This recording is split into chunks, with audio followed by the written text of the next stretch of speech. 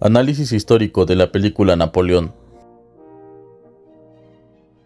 Napoleón Bonaparte, este icónico personaje histórico que sigue dando de qué hablar al mundo, sobre todo por las producciones cinematográficas que se han producido sobre él.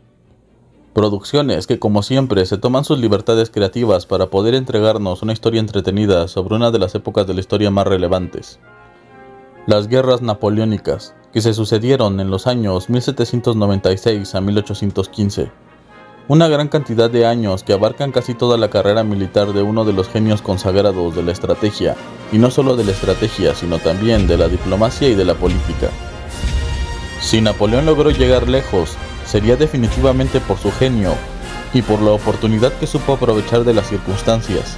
En definitiva, si se busca hacer una obra de Napoleón, no sería completamente necesario el tomarse ciertas libertades creativas, puesto que a diferencia de otros personajes históricos, ríos de tinta se han vertido en incontables páginas en donde se cuenta la vida del general, que deja poco a la imaginación. Pues tendremos cada aspecto de su vida retratado no solo por sus biógrafos más tardíos, sino por aquellos que fueron sus contemporáneos. Múltiples puntos de vista por los cuales abordar al emperador de Francia, sobre todo en una época tan turbulenta como emocionante para todo aquel que ame la acción, pues las guerras napoleónicas son un ir y venir en batallas, duelos diplomáticos y personajes pintorescos así como célebres, como si en algún momento la historia se pusiera de acuerdo para conjuntar una gran cantidad de personajes que han de coexistir y que su vida juega un papel relevante en el devenir y porvenir de la humanidad. Napoleón Bonaparte, algunos lo odiarán, otros lo amarán y algunos otros lo admirarán por más objetivos que intenten ser, pero no dejará a nadie, por lo tanto, indiferente.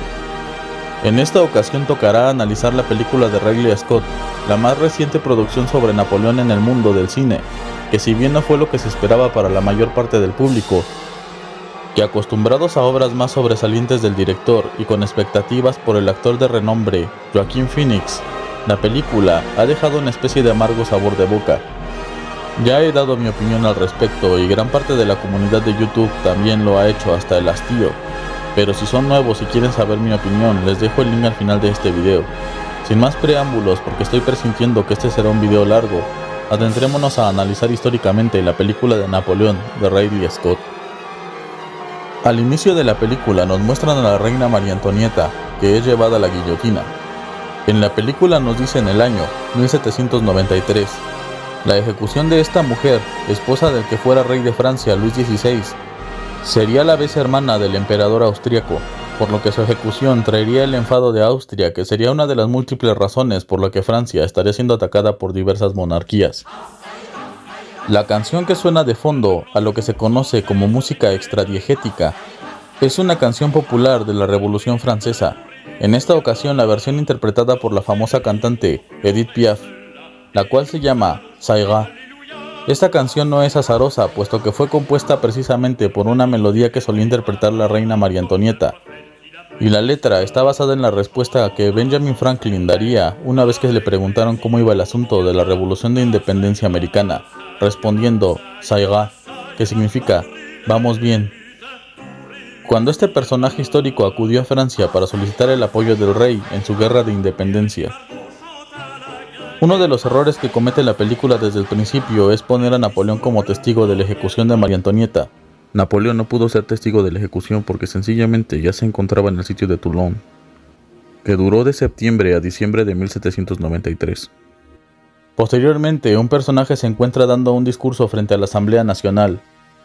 Este personaje es nada menos que Robespierre, Maximilien Robespierre, el protagonista de la época del terror en Francia. Un jacobino que había votado por la ejecución del monarca y de su esposa. En la Revolución Francesa se dividían dos bandos, los jacobinos y los girondinos. Los primeros eran más radicales que los segundos.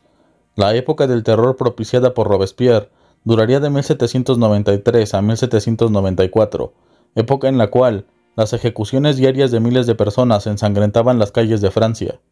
Muchos inocentes eran ejecutados solo por la sospecha de ser partidarios de la realeza o contrarrevolucionarios.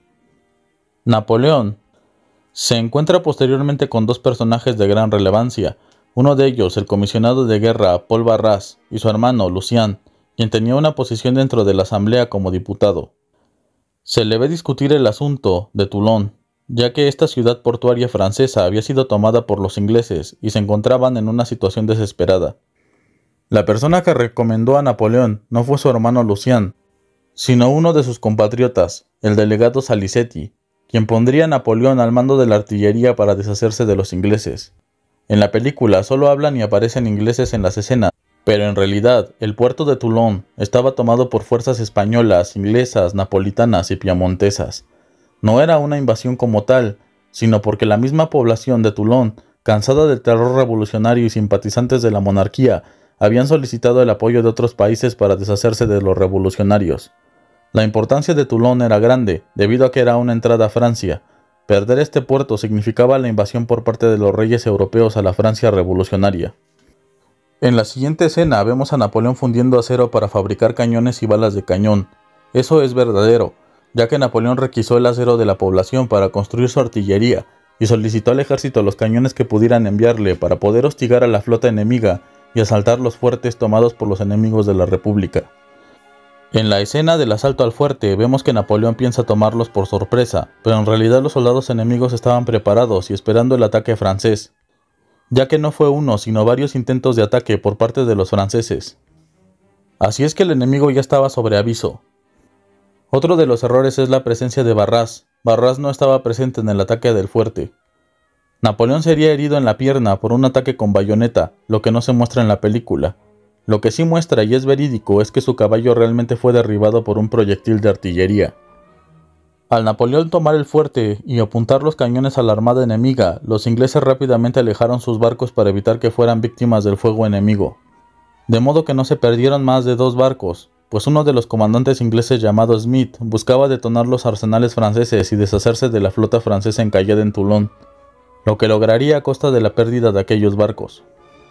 Después del sitio de Toulon, los ingleses y los españoles se llevaron consigo alrededor de 14.000 ciudadanos por el miedo que tenían a las represalias del gobierno francés, y tenían razón, ya que gran parte de la población fue masacrada en la refriega, víctimas de las balas de cañón, de la metralla y de las bayonetas de los soldados.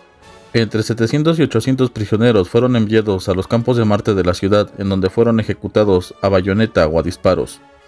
Napoleón no habría de tomar parte en esta brutal represión porque estaba recuperándose de las heridas de batalla. Después de este sitio y de su brillante participación, Napoleón sería nombrado por Barras como general de brigada, lo que ocurre en la película. El comandante que acompaña a Napoleón en la batalla parece ser uno de sus futuros mariscales, que sí tomó parte de aquel acontecimiento. También se nos muestra cuando Napoleón es promovido, aunque la película no nos dice su nombre o nada de aquel personaje. Una acotación que hago aquí es la edad del personaje histórico, pues Napoleón en aquella época tenía alrededor de 24 años, aunque en la película se ve de mayor edad por decisión quizás del director, de no intentar hacer aparentar a Joaquín menos años, o de utilizar un actor más joven al menos en la época de juventud de Napoleón. Una recomendación antes de continuar. Si quieres saber más de lo ocurrido en Toulon, hay un documental actuado de la BBC, en donde se aborda únicamente este hecho histórico, de una duración de alrededor de 30 minutos. Se llama Héroes y Villanos de la Historia, Napoleón Bonaparte. Posteriormente en la película muestran el final de la época del terror, así como se muestra que Robespierre intentaría suicidarse, pero en lugar de ello terminó solo herido, y los revolucionarios lo condenaron al mismo castigo que caracterizó a su gobierno, la guillotina. Lo que no muestra la película es que también hubo una persecución de los amigos o aliados de Robespierre, y que Napoleón, desgraciadamente, al sostener buenas relaciones con el hermano de Robespierre, sería uno de los perseguidos, cayendo preso por algunos meses. La canción que se utiliza para esta escena también es una canción compuesta en la época de la Revolución Francesa. Se llama La Carmañola. Se cuenta que el origen del título de esta canción está inspirado en una prenda que utilizaban los revolucionarios miembros de clases bajas, llamada precisamente la carmañola. También se dice que esta canción la cantaban los revolucionarios mientras hacían bailar a los nobles prisioneros con ella. Vemos que liberan a los prisioneros, muchos de ellos con ropas religiosas, pues durante la época del terror y también gran parte de la Revolución Francesa, se persiguió no solo a los realistas o quienes apoyaban a la realeza, sino a los religiosos. La religión estaba prohibida en Francia y quien la practicara era aprendido. No fue sino hasta 1801 cuando Napoleón habría de celebrar un concordato con el Papa Pío VII, en donde la religión volvía a Francia. vemos también cómo sale de prisión una mujer desaliñada, quien no es otra más que Josefina de Beauharnais, cuyo nombre de nacimiento sería María Joséphine Rose Taché de la Pagerie. Sería hecha prisionera y casi ejecutada, pues su marido, Alejandro de Beauharnais, fue considerado traidor y guillotinado. Posteriormente vemos a Josefina en una fiesta con Paul Barras, ahora uno de los miembros de la directiva del nuevo gobierno francés. Se dice que Josefina y Barras eran amantes. Fue en aquella fiesta que el mismo Barras presentaría a Josefina con Napoleón. Dicen que la relación de Josefina y de Barras, que era el miembro más importante del directorio en aquel momento, era una unión más bien por interés que por amor o por lujuria, ya que Barras era homosexual o bisexual en todo caso, y este estaba enterado de las andanzas de Josefina, a la cual llamaba la criolla viciosa. Criolla porque Josefina era mitad inglesa y mitad francesa, y viciosa por la cantidad de relaciones que se pensaba sostenía con personajes importantes de la época. Posteriormente, en la película se presenta uno de los mitos más difundidos acerca de cómo Napoleón comenzaría su relación con Josefina, ya que según se cuenta, la espada de Alejandro de Beauharnais había sido decomisada pues no se permitía a los civiles tener armas en sus casas, por lo que Eugene de Beauharnais, hijo de Alejandro y de Josefina, habría de presentarse con Napoleón, que en ese momento era el encargado de los asuntos internos de Francia. En la película, el hijo de Josefina parece tener alrededor de 10 años, pero en realidad era un adolescente de 15 años, el que se presentaría con Napoleón exigiendo la espada de su padre. Napoleón entonces, conmovido, aceptaría la petición del muchacho y su madre Josefina iría a darle las gracias por este acto, siendo el momento en el cual Napoleón y Josefina se conocieron, y Napoleón por lo tanto quedaría prendado de la madre de un valiente. Suena muy romántico, pero esa escena está basada en una leyenda, es decir, es completamente falso. Napoleón y Josefina se conocieron en la casa de una amiga de Josefina entre los meses de agosto y septiembre de 1795. La amiga en particular era un célebre personaje de la Revolución Francesa, la conocida como Madame Liberté y también llamada Notre-Dame del Thermidor, Nuestra Señora del Thermidor, Madame Tallien, la cual había conocido a Josefina en prisión, y ambas desde entonces eran buenas amigas. Fue en esta fiesta que Barras presentó a Napoleón con Josefina, es decir, el primer segmento, solo que no fue en el año que menciona, sino en 1795. Y Josefina no habló con Napoleón antes de que Barras los presentara. Posteriormente vemos varias escenas de Napoleón con Josefina y cómo es que el director piensa que sucedió el cortejo del general sobre la viuda y viceversa, preguntándose Josefina si estaba enamorada de Napoleón. Pero en realidad hay evidencia histórica que muestra que en esa época Josefina no sentía amor por Napoleón, sino que buscaba más bien protección. De hecho, algunos afirman que Josefina estaba enamorada en ese entonces del general Hoche, al cual había confiado a su hijo para que lo entrenara como un militar. Fue por esas épocas que Napoleón comenzó a pretenderla. Para Josefina, una mujer mayor que Napoleón, este era una especie de niño, alguien demasiado infantil y cursi por las cartas que constantemente le enviaba cuando se encontraba fuera de Francia, a las cuales apenas recibía respuesta de Josefina. Sobre el amor de Napoleón por ella parecía que no había ninguna duda. En una escena se hace referencia a que la hija de Josefina, Hortense, no era hija del general Alejandro de Beauharnais, y Josefina hace mención a la infidelidad de su esposo. Esto es verdadero, aunque no nos lo muestra, sino que nos lo cuenta, ya que Alejandro de Beauharnais era sumamente infiel a su esposa, teniendo hijos fuera del matrimonio con otras mujeres. Pero al nacer su hija Hortense, culpó a Josefina de serle infiel, ya que Hortense había nacido antes de tiempo, y en esa época no existía como tal la idea de un parto prematuro, sino que si el hijo nacía antes de lo normal, era porque la madre había cometido infidelidad. Esa fue una de las razones por las que Alejandro se separaría de Josefina, y Josefina incluso interpondría una demanda en su contra por abandono, que logró ganar. Sin embargo, no sería en la época en la que Josefina estaba prisionera, como sugiere su personaje. Posteriormente se muestra a una turba que busca derrocar a la directiva, haciéndonos mención de la vez que Barras, preocupado por una insurrección de realistas en la capital, le pide a Napoleón que reprima dicha insurrección. Napoleón aceptaría este encargo y se produciría el conocido como 13 de Vendémiaire de 1795, es decir, el 5 de octubre como señala la película, en donde Napoleón reprimiría la revuelta de monarquistas en las calles de París. con ayuda de Murat, uno de sus futuros mariscales. El uso de la artillería fue fundamental y la matanza fue desastrosa, aunque en su defensa los realistas no eran una turba pacífica sino armada. Después de esta escena pasamos a la boda entre Napoleón y Josefina. Como ocurrió en la escena, Napoleón y Josefina mintieron en la fecha de su nacimiento para reducir la edad que los separaba, ya que Josefina supuestamente, según el acta de matrimonio, había nacido en 1767 y Napoleón en 1768, por lo que la diferencia de edad era solo de 1 año y no de 6 como realmente fue, ya que Napoleón en esa época tenía 26 años y Josefina 32. Josefina nació realmente en 1763 y Napoleón en 1769. Entre los testigos de la boda estaba el mismísimo Paul Barras, quien, igual que algunos de los presentes, habría de sugerir a Josefina que no se casara con ese pobre general sin futuro, puesto que el matrimonio era por bienes mancomunados. Sin embargo, Josefina, aunque no enamorada de Napoleón, sí sentía alguna especie de atracción por él, ya que le había dado muestras del amor que sentía por ella. En una carta, Napoleón le habría escrito lo siguiente a Josefina: «Usted, a quien la naturaleza le ha dotado de espíritu, dulzura y belleza, la única que puede mover y gobernar mi corazón, usted que conoce, pero también el imperio absoluto que ejerce sobre él».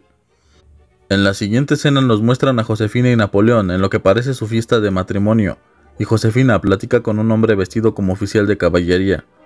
Napoleón los observa. Esto hace referencia a las infidelidades que Josefina cometería, pues el hombre con el que hablaba y que momentos después nos muestran en la película era su amante, es el capitán Hippolyte Charles. Napoleón comenzaría a sospechar de la infidelidad de Josefina en sus viajes a Italia y de boca de sus parientes. La siguiente escena a analizar es muy bella, pues el director quiso representar una pintura sobre la expedición de Napoleón a Egipto. Esta pintura fue pintada por el artista francés Léon Gérôme. Napoleón le dice a Josefina que fue enviado, y en parte sí, en parte no, puesto que Napoleón tenía el capricho de ir a Egipto, convenciendo a la directiva de financiar su pequeño viaje. En cambio, que la directiva quería que Napoleón invadiera Inglaterra. Napoleón sabía que esto era un suicidio, y la directiva también. La idea de la directiva era enviar a Napoleón lo más lejos posible, porque después de su campaña en Italia, que la película se salta completamente, se volvió muy famoso en Francia, y la directiva tenía miedo de que pudiera dar un golpe de estado con esa admiración del pueblo por su salvador. Napoleón lo dice y es evidente. Yo mismo he hecho un video analizando las similitudes entre estos personajes históricos, que lo dejaré en un link en la descripción, por si quieren profundizar en ello. Napoleón estaría obsesionado con Alejandro Magno y Julio César, de modo que la expedición a Egipto, más que una expedición o campaña real para debilitar a los ingleses, era un capricho de Napoleón para ir a la tierra de sus grandes ídolos, a los que buscaba imitar. La directiva le dio el permiso, como ya dije, solo para alejarlo de Francia. Si quería irse a la Patagonia, también le hubieran dado la autorización. Una de las escenas que más odió el público conocedor fue el terrible bombardeo que Napoleón hizo a las pirámides.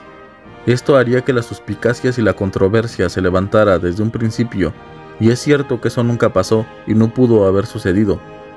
Napoleón respetaba a las pirámides y a los tesoros de Egipto en general, una civilización que admiraba. De hecho, dio un fenomenal discurso al inicio de la batalla en donde diría su frase: «Desde lo alto de esas pirámides, 40 siglos nos contemplan». E inclusive Napoleón traería consigo un grupo de intelectuales y científicos para que pudieran desentrañar los secretos del antiguo Egipto, el matemático Monge y el alumno de Lavoisier, el químico Claude-Louis Berthollet, entre ellos. La batalla de las pirámides la ilustra esta pintura, que nos muestra más o menos cómo pudo ser realmente. Pintada en 1807, la batalla de las pirámides no se dio tan cerca de las mismas, sino a kilómetros de distancia de ellas. Como podemos ver en la pintura, apenas se alcanzan a ver en el horizonte. La siguiente escena también es recreación de una pintura en donde Napoleón está observando el cadáver momificado de un faraón egipcio. Podemos ver entre el séquito que lo acompaña a los investigadores y científicos que mencioné con anterioridad, aunque pasan desapercibidos por estar en segundo plano. Además de un personaje que llamó mi atención, un general negro que muchos quizás pensarían es obra de la inclusión forzada, pues en realidad no. Aunque no en demasía, Francia tenía sus generales afrodescendientes. Este en particular creo que hace alusión a Tomás Alexandre Dumas, quien fue uno de los mariscales de Francia, conocido como el Diablo Negro. Supongo que de algo le suena a Alexandre Dumas, y no me refiero a sus obras, pues de hecho fue su hijo el que escribió Los Tres Mosqueteros y El Conde de Montecristo, este último basado en la historia de su padre. Alexandre Dumas negro. Alexandre Dumas era un general distinguido que en realidad estuvo con Napoleón desde la campaña en Italia. Lo acompañó a Egipto, como lo podemos ver aquí, y es algo de lo que me gustó de la película, el entender esta referencia, pues aunque tuvo un papel importante, es poco conocido y reconocido a nivel mundial, pues es él quien está al mando de la caballería, uno de los primeros en entrar a Alejandría y uno de los generales que dirige la represión en contra de la revuelta del Cairo. Es llamado por Napoleón Bonaparte el Horacio Cocles del Tirol, haciendo referencia a un héroe de la antigua Roma, y tiene una relación estrecha con Napoleón. Se dice que perdió toda su carrera militar al decirle a Napoleón algo que nadie se hubiese atrevido a decirle al futuro emperador de Francia. Por la gloria y el honor de la patria, yo daría la vuelta al mundo, pero si solo se trata de un capricho suyo, no daría ni un solo paso. Continuando con la película, Napoleón en esta escena parece que mueve un objeto para poder estar a la altura de la momia. Supongo que haciendo referencia a la pequeña estatura del general francés, que también es un mito, ya que medía unos 69 metros, que era la altura promedio de la época. Su corta estatura fue un mito difundido por los ingleses para hacer mofa de él. Sobre esta escena hablaremos al final porque allí es donde explicaré el sentido que le dio el director. Posteriormente en la escena nos muestran a uno de sus generales, quizás Murat, diciéndole sobre la infidelidad de Josefina. Aunque Napoleón sí se enteró de este secreto a voces sobre la infidelidad de su esposa, ya que había rumores desde su campaña en Italia. Sin embargo, esta no fue la razón por la que abandonó Egipto, al menos no la razón principal, y he de decir aquí que me quedó debiendo la película, ya que la expedición a Egipto fue un fracaso. Napoleón perdería gran parte de su flota en la batalla de Abukir, hundiéndola a Lord Horatio Nelson al mando de la flota inglesa. Su avance hacia la India, que era donde quería llegar, fue infructuoso, pues debió de enfrentarse a los mamelucos y a los otomanos, que oponían una resistencia férrea. Las victorias fueron pírricas, porque se perdieron muchos hombres y recursos en ellas, más de lo que servían en la campaña como tal. Acosado por los ingleses en el mar, los turcos y los mamelucos en tierra, Napoleón ya no pudo sostener la campaña, y es por ello que partiría de Egipto dejando al mando al general Clavert, llevándose consigo solo algunos de sus incondicionales generales y científicos. Pero para ello debió de enfrentarse una vez más a los ingleses y a los turcos en la segunda batalla de Abukir. Así es que no fue tan sencillo. Vemos después a Napoleón llegar a Francia y ser recibido como un conquistador por la población francesa en Marsella. Napoleón era un buen propagandista y podía convertir un terrible desastre en una victoria gloriosa. Así es que los franceses pensaban que había tenido éxito en Egipto. Napoleón no tuvo miedo de que lo tacharan de insubordinado al retirarse de Egipto, como lo muestra la escena en donde es cuestionado por el directorio sobre sus acciones, ya que Napoleón sabía que el directorio era un gobierno endeble, que solo se mantenía en el poder prácticamente por sus logros militares. A su regreso fue que planteó la idea de separarse de su esposa, quien habría comprado la Malmaison, una residencia a la cual se fue a vivir. Napoleón le había echado de allí, como lo muestra la película, pero el amor que sentía por ella fue superior, así es que se reconciliaron. Pero desde aquel momento Josefina, por temor quizás a que Napoleón la dejara, como la había amenazado, o el amor que sentía él por ella y su ascenso al poder, hicieron que Josefina dejara de serle infiel. En la escena en donde Josefina y Napoleón estaban hablando, ella le pregunta a Napoleón que si tuvo otras mujeres, a lo que Napoleón responde que sí. Estas otras mujeres fueron como Josefina, mujeres mayores que él. Inclusive Napoleón querría casarse en una ocasión con una mujer que le doblaba la edad, por lo que Napoleón parecía tener predilección por mujeres mayores. En la escena en donde la directiva le increpa sobre su proceder al abandonar Egipto, aparecen personajes importantes que menciona a Napoleón uno por uno, Fouché entre ellos y Talleyrand. Aunque Talleyrand seguirá apareciendo a lo largo de la cinta, Fouché solo aparece en esta escena, y es una lástima porque Fouché es uno de los personajes importantes en la novela napoleónica, jefe de la policía encargado de proteger a Napoleón. Fouché, como Talleyrand, tendrían un papel protagónico y activo en la caída final del emperador. Después hay una escena de Napoleón, o mejor dicho de Joseph Sieyès, hablando con Napoleón y ofreciéndole que participe en un golpe de estado. En realidad el orquestador del golpe es el hermano de Napoleón, Lucien, quien sería el presidente de la Cámara de los 500. Lucien sería el encargado de convencer a Napoleón de un golpe de estado, pero poniendo como principal figura política al diputado y miembro de la directiva Joseph Sieyès y Roger Ducos. Posteriormente, los papeles quedarían así. Simón Sieyès sería el que conquistaría el poder de Francia quedando a la cabeza, mientras que Napoleón sería solo el brazo ejecutor, el encargado del ejército. Simón Sieyès era popular por haber sido un exmiembro de la Iglesia, es decir, un sacerdote, y por sus ideas sobre política y gobierno. Así se había planeado todo, pero Napoleón tenía otros planes como siempre, para no quedar solo como el brazo, sino como todo el cuerpo en el poder de Francia. El golpe de estado del 18 Brumaire de 1799, es decir, el 9 de noviembre, es retratado aquí de manera, yo diría, cómica.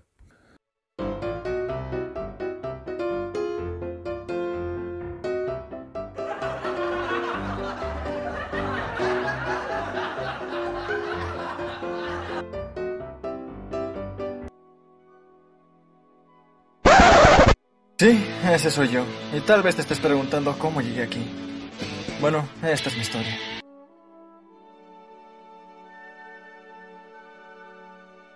Como muestra la escena, el presidente del Consejo de los 500 es el hermano de Napoleón Lucien, reuniendo a los diputados en el castillo de Saint-Cloud por su seguridad, para votar por la creación del consulado.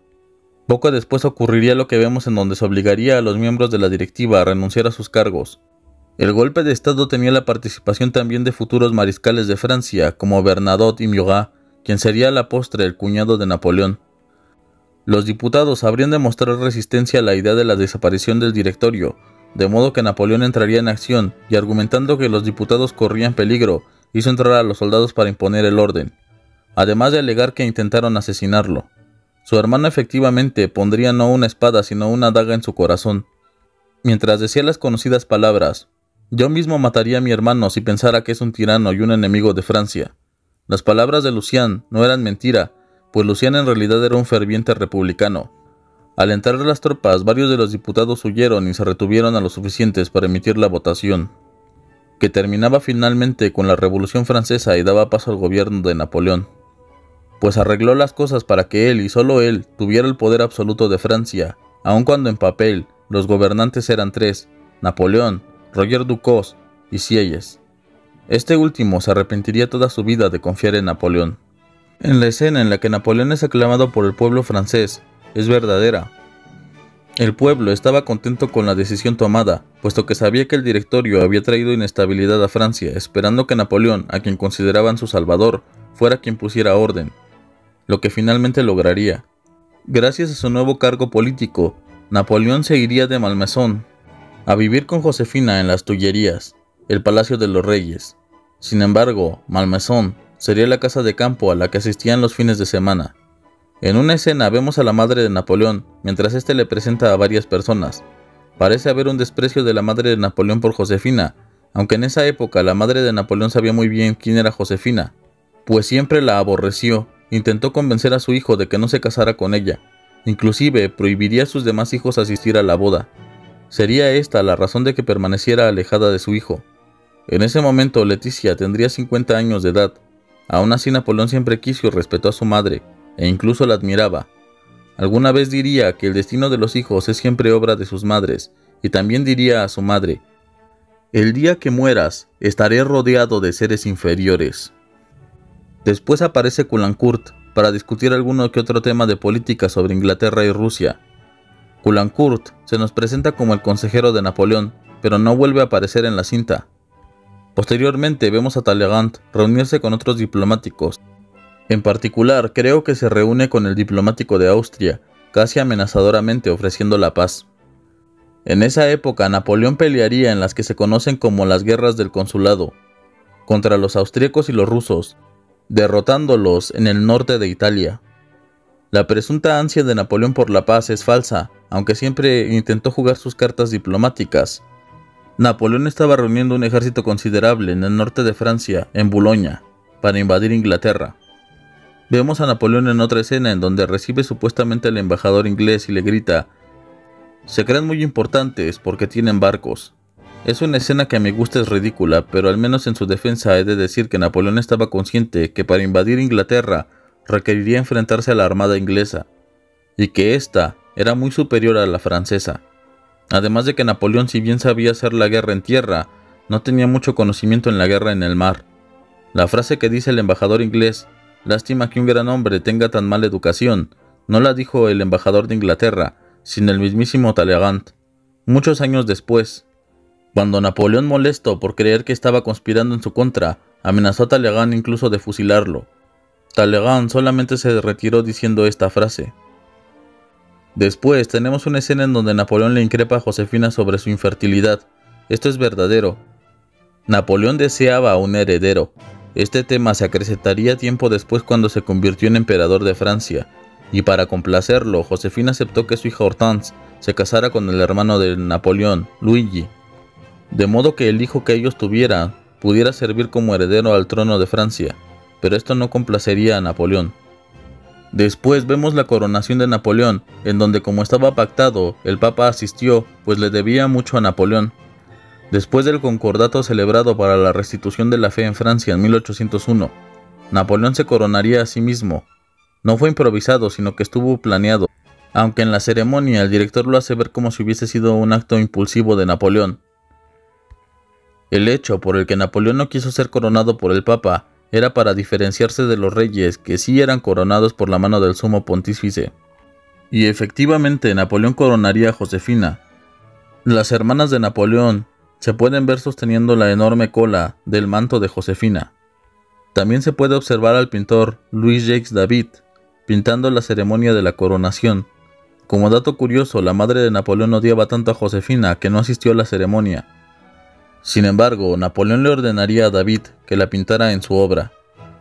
La ceremonia de coronación duró alrededor de 4 horas. Como menciona la película, la coronación se llevó a cabo el 2 de diciembre de 1804, aunque un día antes Napoleón se había casado con Josefina por la iglesia como requisito impuesto por el Papa. Siguen hablando en la película de la importancia de un heredero y de los reclamos que Napoleón le haría a Josefina por no poder embarazarse.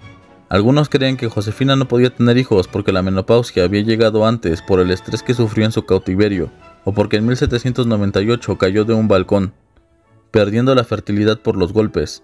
Aunque no aparece en la película, Hortense, la hija de Josefina, servía como un mediador en las peleas que ambos tenían y en sus posteriores reconciliaciones. Me llama la atención la presencia del general negro, porque aunque ya les relaté la historia a grosso modo de Tomás Alexandre Dumas, que considero es este personaje, ya no estaba presente en aquella época, pues había sido tomado prisionero por los napolitanos, regresando a Francia en 1801, deteriorado por sus días en cautiverio. Napoleón no lo usaría más en el servicio activo, poniéndolo en la reserva del ejército, además de que a partir de 1802 Napoleón había restituido la esclavitud, de modo que solo por una consideración especial mantenía al general en el ejército, pero ya no formaba parte de su círculo cercano. La batalla de Austerlitz es lo siguiente en ser mostrado en la película. Nada de lo que ocurre allí es históricamente cierto ni exacto. No se tomaron la atención siquiera de recrearlo, ni tenían la intención de hacerlo. Napoleón supuestamente está espiando al ejército enemigo vestido de civil. Napoleón nunca hizo eso. Para lo único que Napoleón se vestía de civil era para dar paseos en París y escuchar las opiniones de la gente sobre su gobierno. Vemos al zar de Rusia y al emperador de Austria. Lo único verdadero de esta escena es que Alejandro estaba confiado en derrotar a los franceses, mientras que José, el emperador de Austria, mostraba más cautela, ya que Napoleón había hecho toda una estratagema para convencer al enemigo de atacarlo en Austerlitz. El clima tampoco es verdadero, ya que aunque era frío, aquel día amaneció con neblina, pero después fue soleado. Aparece en la película que Napoleón le escribió a Josefina anunciándole sobre la batalla. Otro error, Napoleón no estaba seguro de la victoria aquel día, así es que ni siquiera quiso que Talleyrand comentara sobre la batalla en Francia.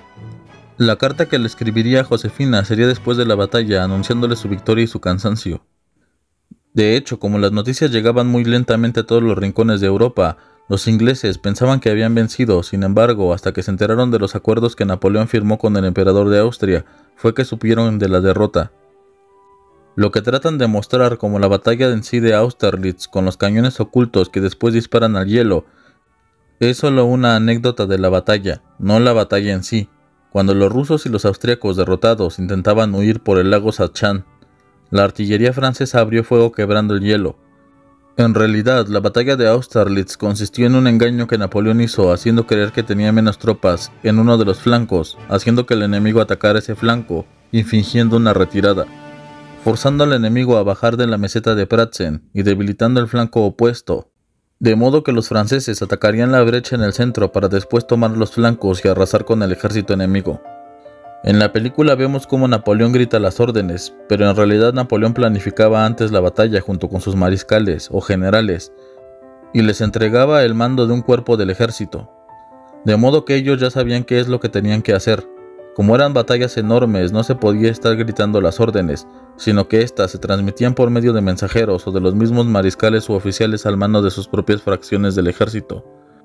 En la batalla de Austerlitz, los mariscales al mando de los cuerpos del ejército eran Davout, Murat y Soult, encargado cada uno de ellos de un flanco y de la infantería, la artillería y la caballería. Vemos que los aliados están en la nieve en un terreno llano y que los franceses parecen estar en un terreno alto. Esto es un error garrafal. La batalla de Austerlitz es uno de los iconos de la estrategia militar y consagración de Napoleón como un genio militar. La superioridad que creía tener el enemigo era en número, pero sobre todo en posición, ya que Napoleón les había cedido a propósito la meseta de Pratzen, es decir, la posición alta al enemigo.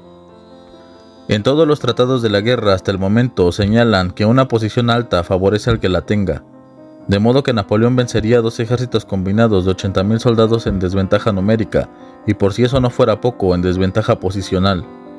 La representación de las batallas en ese siglo es pobre, por no decir una abominación. En esa época las tropas peleaban en cohesión, formando un batallón que estaba bien diferenciado y organizado, disparándose una línea frente a otra por la baja cadencia y precisión de los mosquetes o fusiles. Una representación más fiel a lo que en verdad sucedió es la siguiente. Así es como se vería más o menos una batalla en el temprano siglo XIX, no esta pelota abominable y caótica.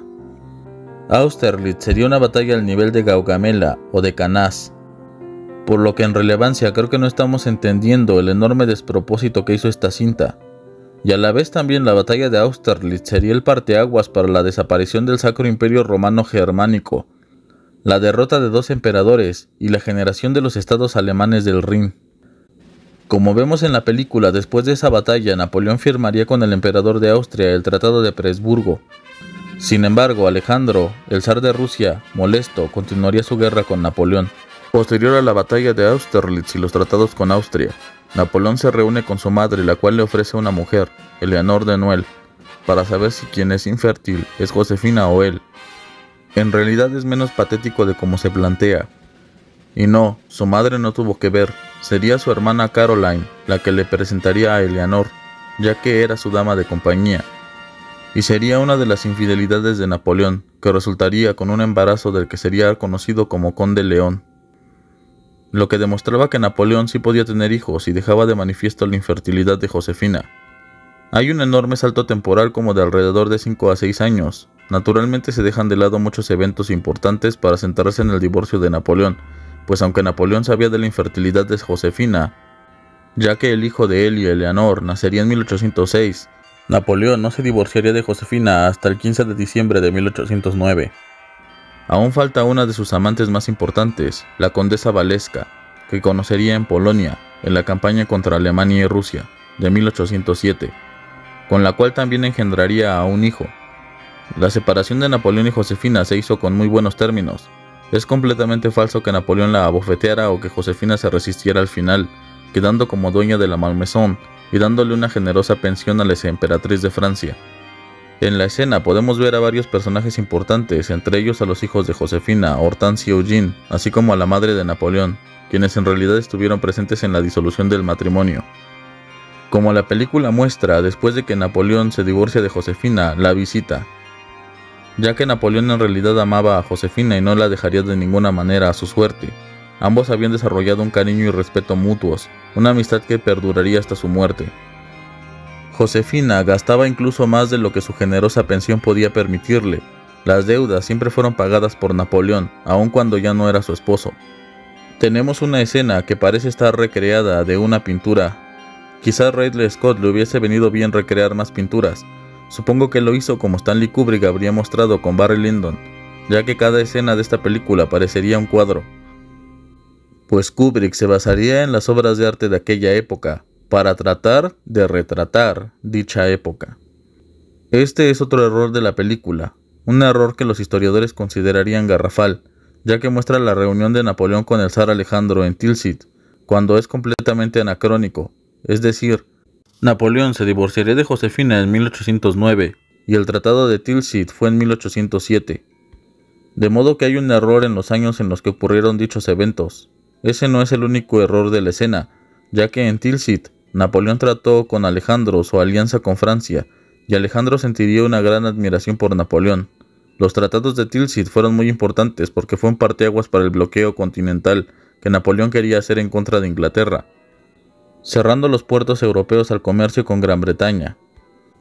En esta reunión Napoleón no discutiría con el zar la posibilidad de casarse con alguna de sus hermanas, sino que esto sucedería en otra reunión, la reunión de Erfurt, en donde Napoleón se enteraría de que el zar estaba comerciando nuevamente con Gran Bretaña, además de que la negativa para casarse con alguna de sus hermanas lo pusieron sobre aviso. Alejandro no se tomó el atrevimiento de decirle a Napoleón directamente que no quería que sus hermanas menores se casaran con él, sino que pondría la excusa de que estaban comprometidas. Esta reunión se produciría un año después de 1808. Al ver las negativas del zar, Napoleón empieza a pensar en la hija del emperador de Austria, María Luisa. En la película nos muestran la negociación por la mano de la duquesa. El divorcio de Napoleón y Josefina se suscitaría en aquella época recién, y sería quizás más por un aspecto político que uno verdaderamente personal, pues el matrimonio con la hija del emperador de Austria le daba legitimidad a Napoleón y lo relacionaba familiarmente con la casa de los Habsburgo. Finalmente, la sangre de los Bonaparte era de la nobleza, además de que le aseguraría un aliado en el futuro al ser yerno del emperador de Austria, esperando que en el futuro esa relación consanguínea o familiar le fuera de provecho. Sin embargo, se equivocaría.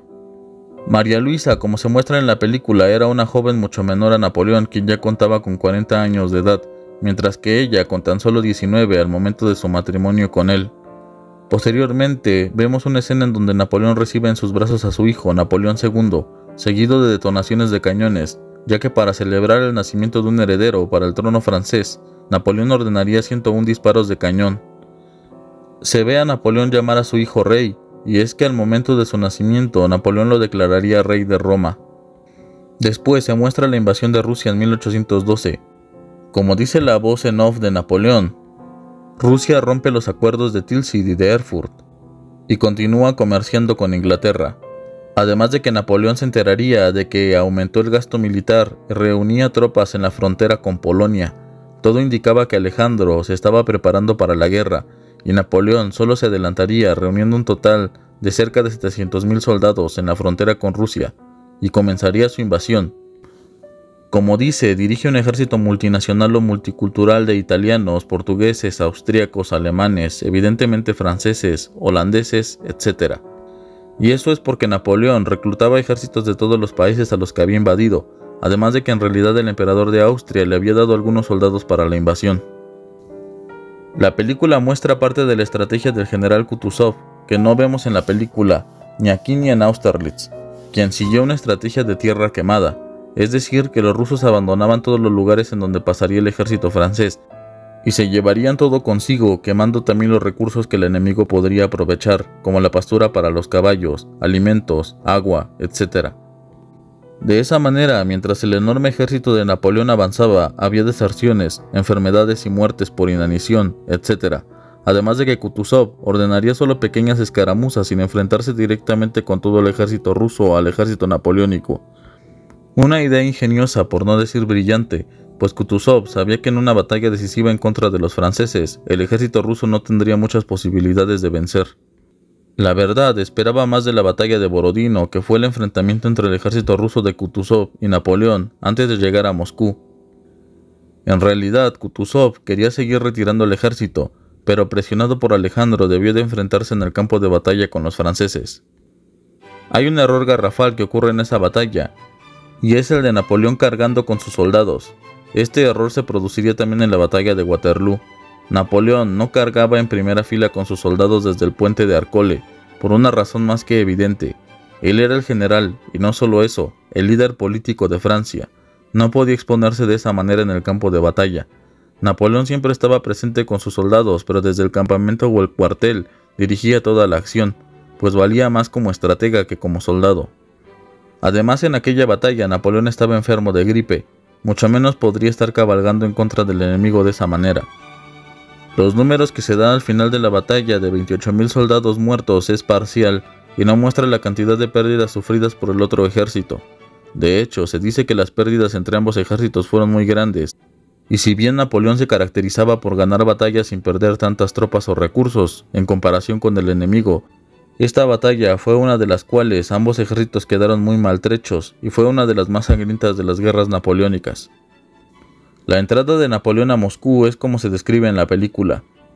La mayor parte de la población de Moscú prefirió abandonar sus casas y dejarlas inutilizables o sin ningún recurso con el que pudieran hacerse los invasores, que dar la bienvenida al que ellos creían un conquistador desalmado.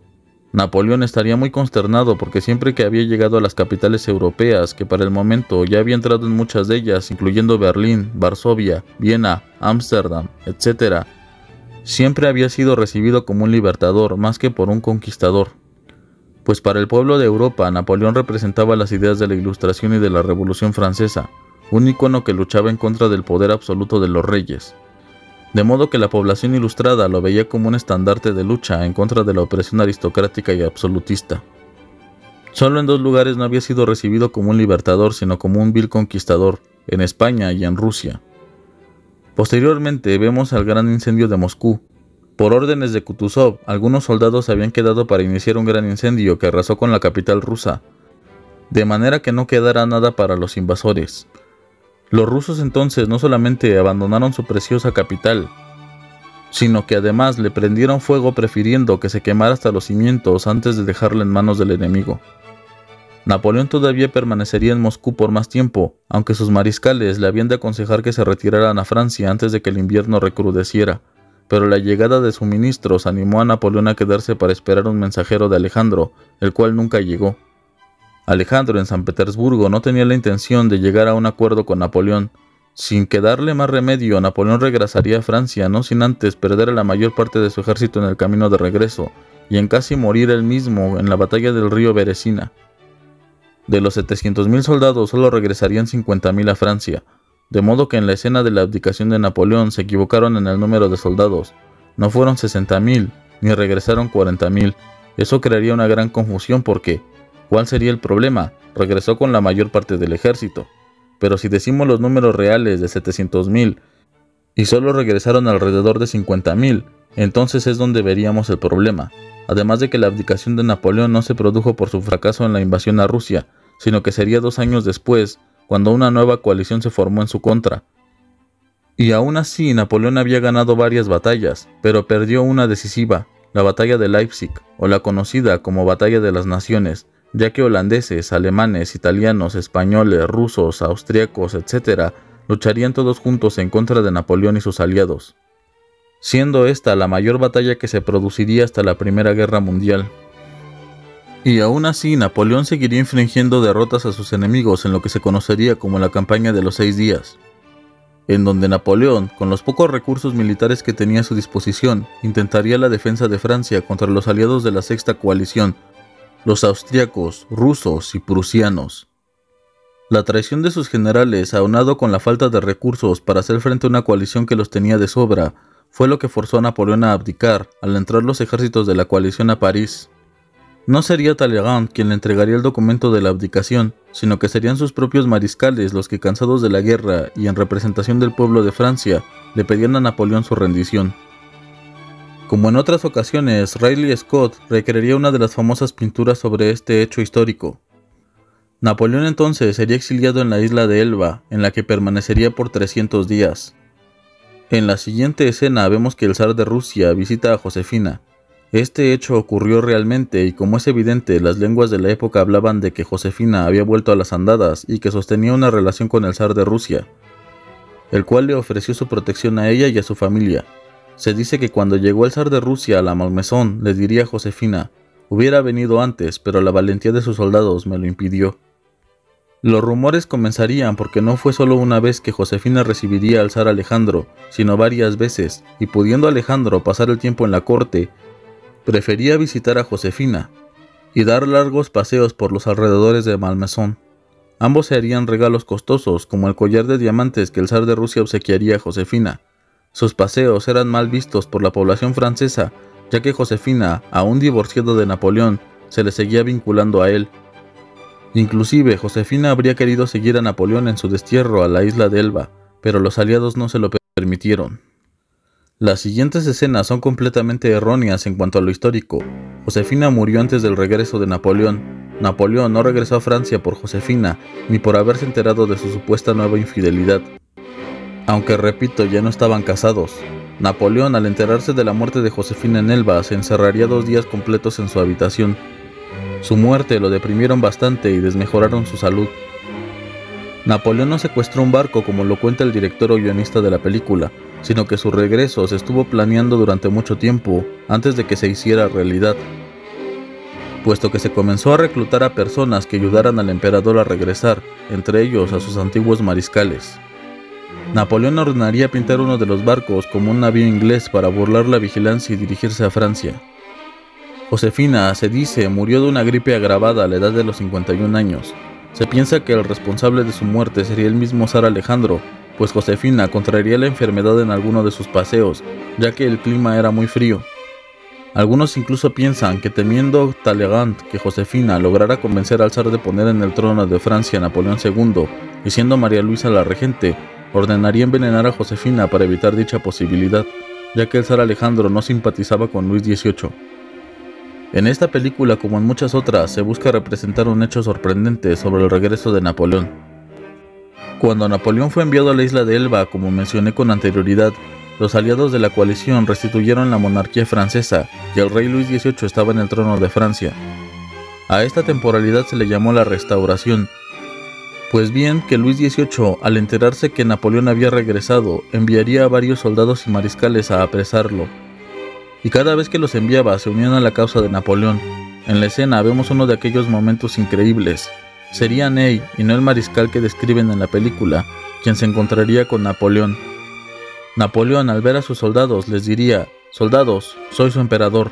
Si alguien quiere matar a su emperador», y abriendo la pechera diría: «Aquí estoy». En ese momento los soldados unirían a Napoleón y al mariscal Ney. También lo harían acompañándolo a París. He de decir que de todas las interpretaciones de este momento cumbre, que nos muestra el enorme carisma de Napoleón, su popularidad y el amor de su ejército, que incluso se ha inmortalizado en obras de arte, es el peor de todos. Esa burla de los soldados era innecesaria. La casi inexpresividad de Joaquín, aún más. Como referentes de esta escena tenemos la serie del 2002 y antes de ella la de Waterloo, película de 1970. Este momento debe de ser el más apoteósico de la historia napoleónica, el momento en el que Napoleón tomaría el trono de Francia una vez más, sin disparar una sola bala. Como ya mencioné con anterioridad, Napoleón ya sabía de la muerte de Josefina, entonces la escena está completamente mal en términos de fidelidad histórica. Lo rescatable de la escena es que Napoleón sí visitó Malmaison y fue recibido verdaderamente por la hija de Josefina Hortense, quien también es su cuñada al casarse con su hermano Luigi. Y también es cierto que las cartas que Napoleón le enviaba a Josefina eran guardadas por esta última. La escena verdaderamente deja mucho que desear y mantiene la imagen de un Napoleón frívolo ante la muerte de su ex esposa, siendo en realidad que Napoleón la amó hasta su muerte, e inclusive diría lo siguiente: verdaderamente amé a Josefina, pero no la respeté. Josefina murió, como dice en la escena, el 29 de mayo, pero de 1814, no de 1815. La escena posterior nos muestra el Congreso de Viena, que fue un congreso celebrado por las principales potencias europeas para decidir el destino de Europa tras la derrota de Napoleón y redefinir los límites territoriales. Aún se encontraban en plena convención cuando se enteraron del regreso de Napoleón a Francia. El duque de Wellington admiraba a Napoleón. Inclusive diría que la presencia de Napoleón en el campo de batalla equivalía a 50.000 hombres, por lo que no es probable que hablara frente al Congreso de esa manera sobre Napoleón, además de que se encontraba en ese momento en una fiesta aristocrática, cuando se enteró de la movilización francesa hacia Bélgica. Lo que rescato de la escena es que el Congreso realmente barajó la idea de ejecutar a Napoleón o de enviarlo aún más lejos de Europa, a la isla de Santa Elena. Sin embargo, ejecutar a Napoleón traería más problemas que soluciones.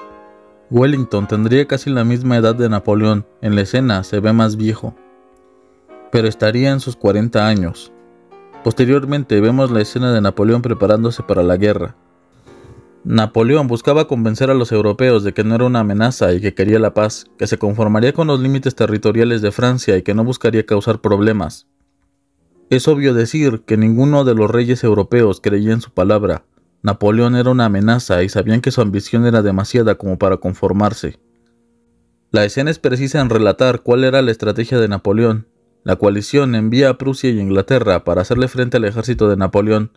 La idea de Napoleón era de enfrentarse a los dos ejércitos de manera separada, aislándolos. Para su fortuna, las diferencias que había entre Inglaterra y Prusia hicieron que cada ejército fuera por su lado y no en conjunto.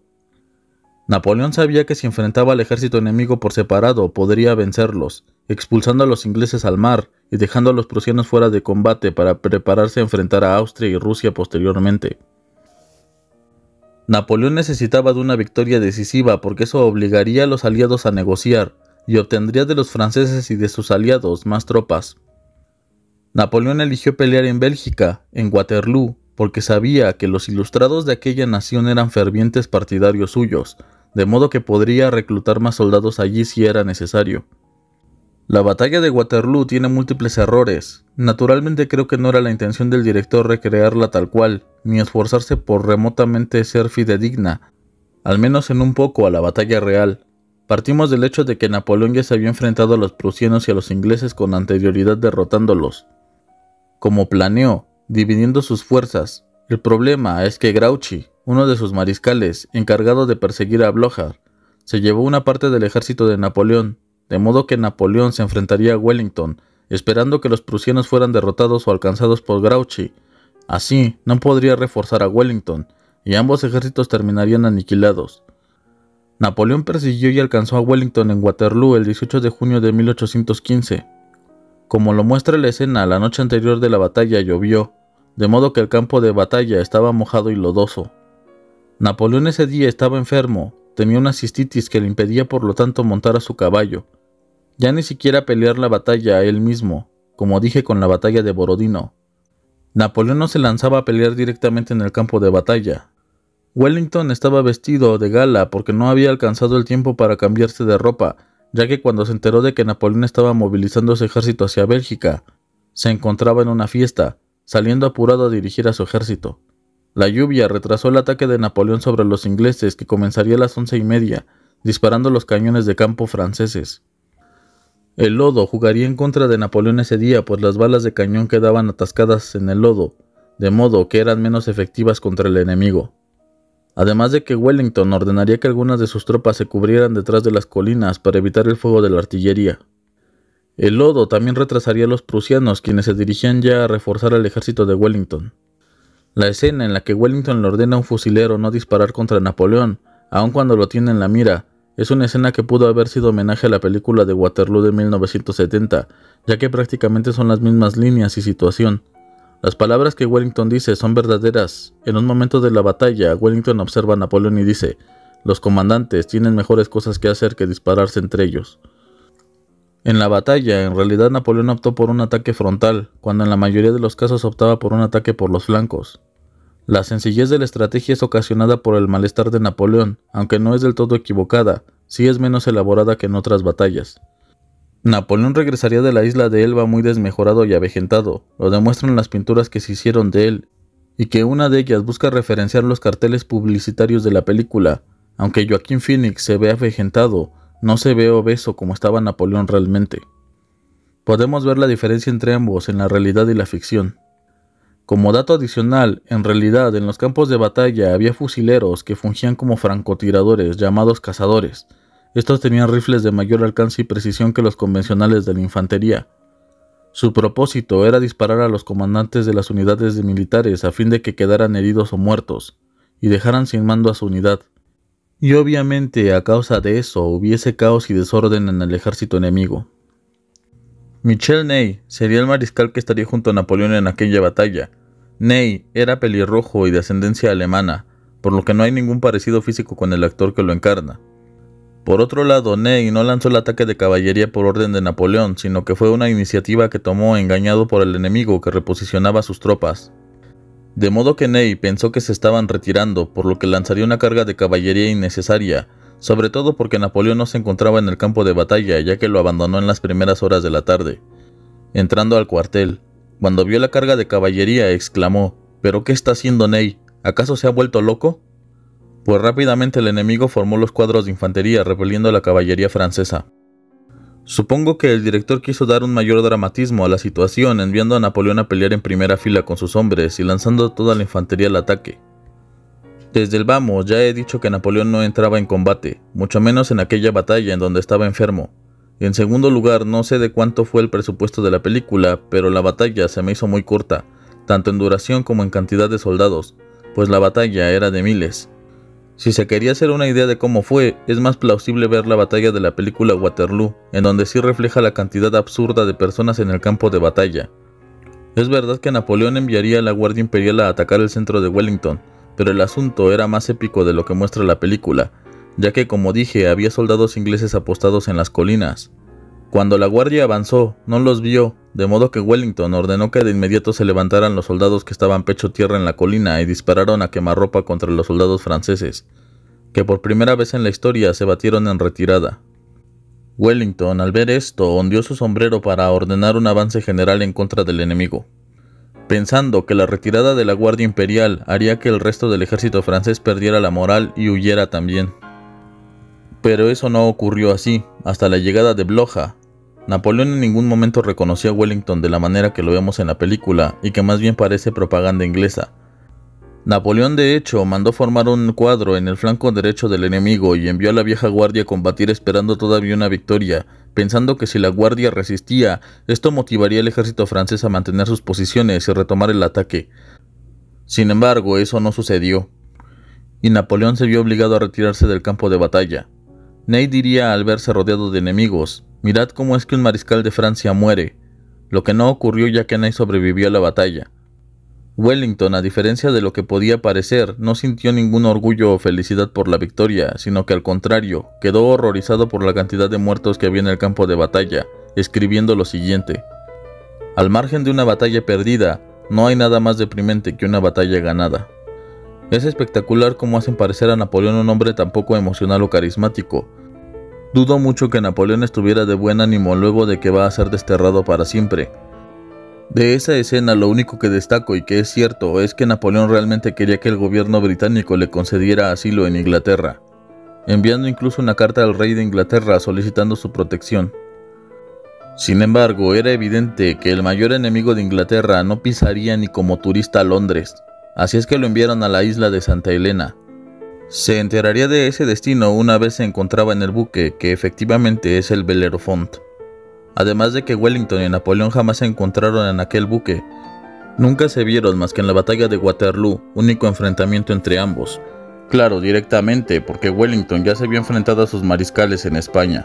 La escena en donde se encuentra escribiendo sus memorias y tomando una copa de vino hace referencia a la sospecha que se tiene de que Napoleón no murió de causas naturales, sino que murió envenenado.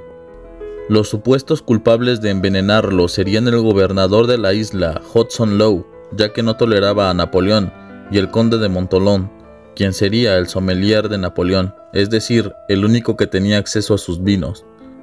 De modo que Lowe le daría el veneno arsénico que Montholon ponía en sus vinos, lo que progresivamente causaría la muerte de Napoleón en 1821.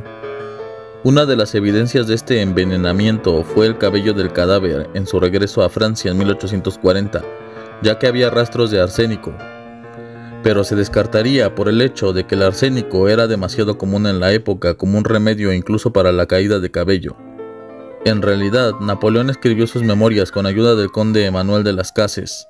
El libro se llama Memorial de Saint-Helene. Posteriormente, Napoleón platica con dos niñas sobre el incendio de Moscú, quizás con la intención de mostrar cómo es que la historia puede ser manipulada por los vencedores, ya que Napoleón dice que él le prendió fuego a Moscú, y la niña dice que fueron los rusos para expulsar a los invasores. Sin embargo, nunca se aseguró que Napoleón fue el que arrasó Moscú, ni siquiera por él. El final de la película muestra cómo Napoleón cae de la silla como un guiño o referencia quizás a la película del Padrino.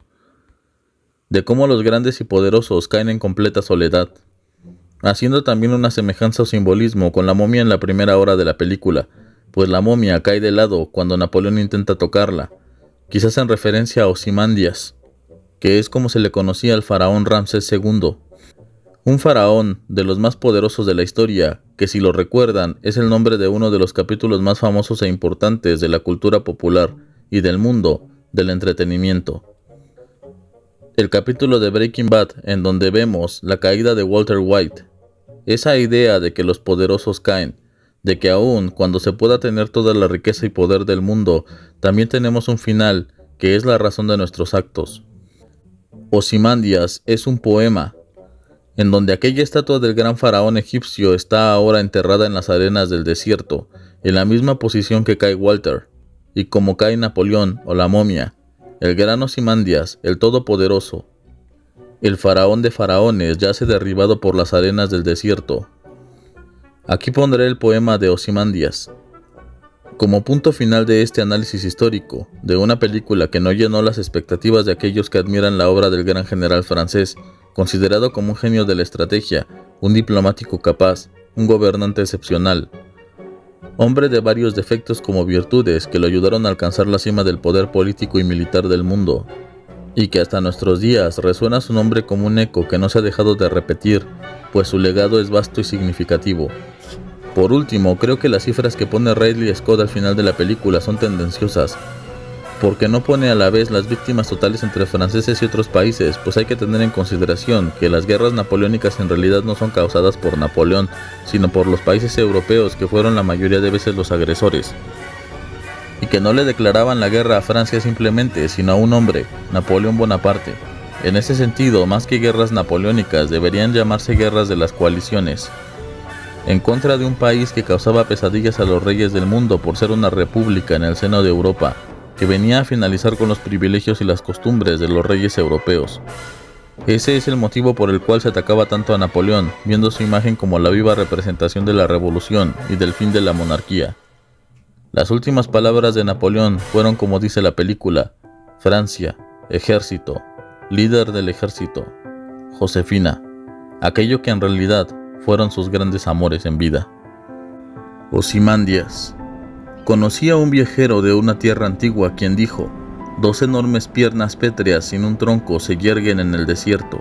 A su lado, en la arena, semi-hundido, yace un rostro hecho pedazos, cuyo ceño y mueca en la boca y desdén de frío dominio cuentan que su escultor comprendió bien estas pasiones, las cuales aún sobreviven, grabadas en estos inertes objetos, de las manos que las tallaron y al corazón que las alimentó. Y en el pedestal se leen estas palabras: mi nombre es Ozymandias, rey de reyes. Contemplad mis obras, poderosos, y desesperad. Nada queda a su lado.